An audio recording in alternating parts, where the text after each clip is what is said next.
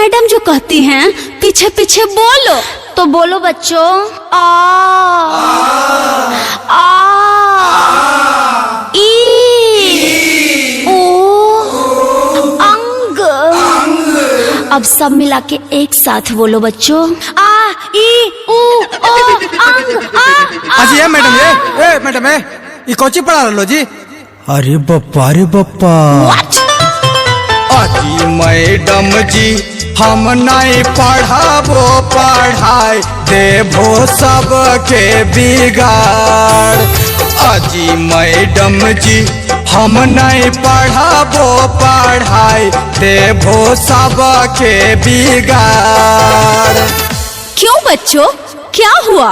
क्या हुआ सुनिए मैडम रात वाली मात्रा पढ़ाबो है खोजी तू तो लइकन सबके आदत बिगाड़ो है खोजी। मैडम रात वाली मात्रा पढ़ाबो है खोजी तू तो लइकन सबके आदत बिगाड़ो है खोजी।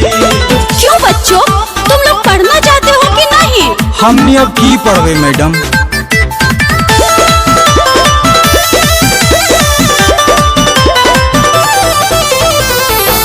तो बोर्ड बाप बदलो हो रंग मैडम जी। तो बोर्ड बाप बदलो हो रंग मैडम जी। तो हमनी पढ़ावे की अबरी सकर कांद मैडम जी। तो हमनी पढ़ावे की अब की सकर कांद मैडम जी। तो हमनी पढ़ावे की अब की।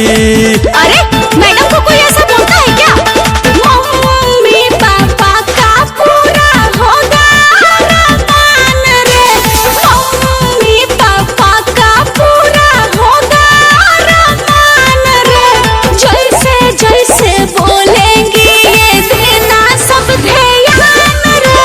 जैसे जैसे बोलेंगी ये देना सब ध्यान रे।